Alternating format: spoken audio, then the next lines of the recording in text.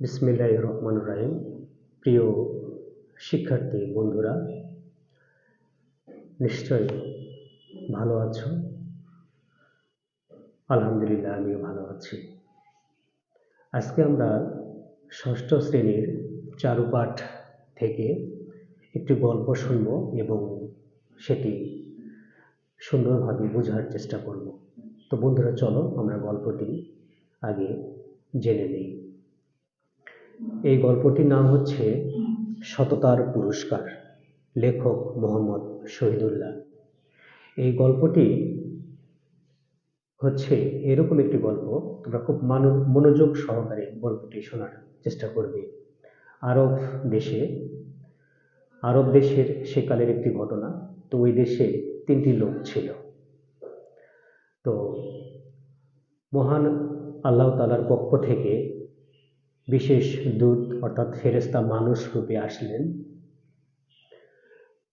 প্রথমে একটি ধবল লোকের কাছে তিনি গেলেন এবং তিনি তাকে জিজ্ঞাসা করলেন যে সে কেমন আছে। সে বলল যে আমি খুব কষ্টে আছি, কারণ আমার শরীর হচ্ছে ধবল, আমার সারা শরীরের চামড়াগুলো ফ্যাটফ্যাটা সাদা ধরনের, মানুষ আমাকে অত্যন্ত ঘৃণা করে।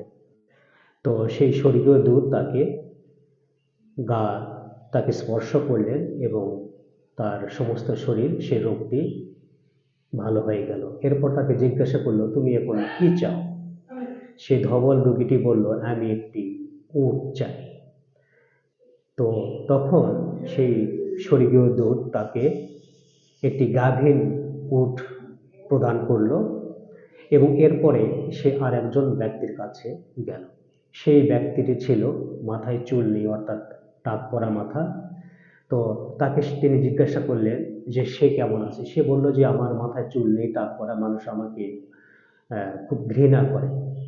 তো তিনি তার মাথায় হাত বুলিয়ে দিলেন এবং সুন্দরভাবে আগের মতো চুলগুলো হয়ে গেল। তারপর তাকে জিজ্ঞাসা করলেন যে তুমি কি চাও? সে বলল যে আমি একটি গরু বা গাভী চাই এবং তাকে একটি গাভী দেওয়া হলো। এরপরে স্বর্গীয় দূত মানুষের ছদ্মবেশে সে একটি অন্ধ ব্যক্তির কাছে গেল।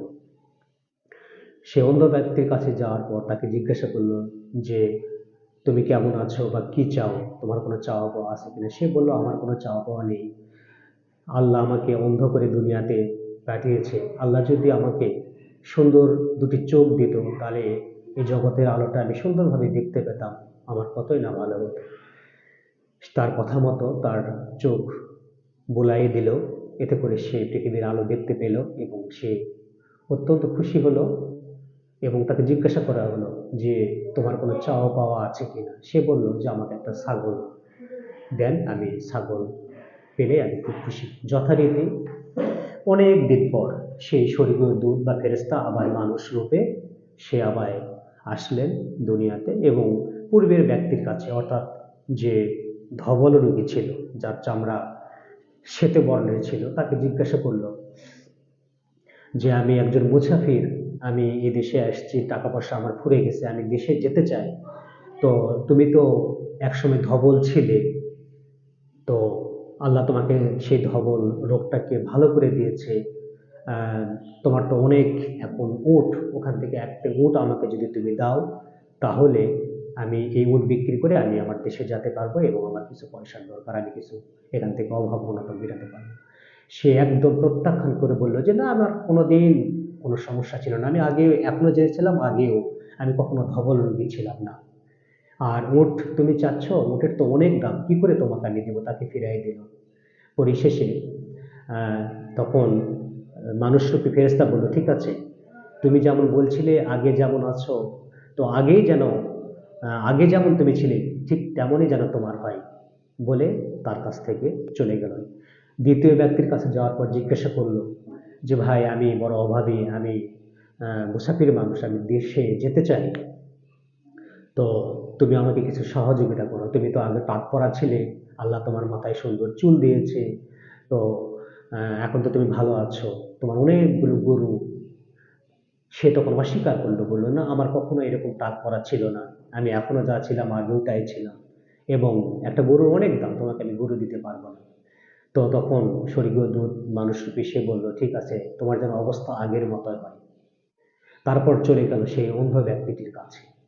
তাকে জিজ্ঞাসা করল, ভাই, আমি বড় অভাবী, আমার সন্তানাদি আছে, বা আমি এদেশে সহযোগ দেওয়ার জন্য আসছি, আমার অর্থকড়ি সব ফুরিয়ে গেছে, আমি আর দেশে যেতে পারছি না, আমি দেশে যেতে চাই।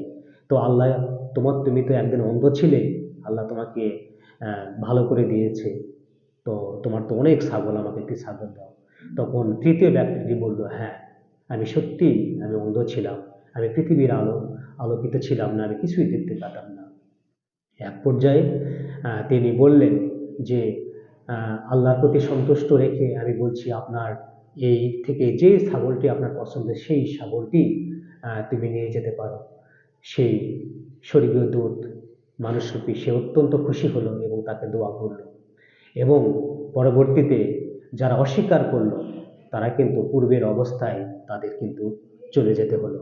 প্রিয় শিক্ষার্থী বন্ধুরা, এই গল্প থেকে আমরা এটিই বুঝতে পারলাম যে মহান রবের প্রতি যে কৃতজ্ঞতা, মহান রবের প্রতি যে ভালোবাসা এবং সততা, পরোপকার, এখান থেকে এইটি কিন্তু আমরা শিক্ষা গ্রহণ করলাম। আমরা আমাদের সমাজে যদি আমরা অভাবগ্রস্ত হই বা যে কোনো বিপদগ্রস্ত হই, কোনো ব্যক্তি যদি আমার সহযোগিতা করে, তাহলে অবশ্যই কৃতজ্ঞ চিত্তে তাদের সেই সহযোগিতা, তাদের সেই পরোপকারিতা আমাদের করা উচিত। অর্থাৎ এই পাঠের উদ্দেশ্য হচ্ছে সততা, পরোপকার, নৈতিক মূল্যবোধ ও কৃতজ্ঞতাবোধ। তো আমরা এই সততার পুরস্কার ডক্টর মোহাম্মদ শহীদুল্লাহ গল্প থেকে আমরা একটি জিনিসই আমরা আমাদের শিক্ষা নেব, আমরা এই পাঠ থেকে, যে অবশ্যই আমরা কৃতজ্ঞ হব, অকৃতজ্ঞ হব না, এবং মানুষের উপকার করার চেষ্টা করব। যারা উপকার করেছে অবশ্যই তাদের আমরা উপকার করার চেষ্টা করব। আমরা এই নৈতিক মূল্যবোধ আমরা এখান থেকে যেন শিক্ষা গ্রহণ করতে পারি। তো প্রিয় দর্শক, আমাদের লেখক পরিচিতি, তারপরে শব্দার্থ, আনুষঙ্গিক পড়াগুলো আমরা নিশ্চয়ই পরেকার অনলাইন ক্লাসে আবার আমরা এটা পড়ব, কারণ অনেক ভিডিওটি বড় হয়ে গেছে, তোমাদের যেন ধৈর্যচ্যুত না হয়।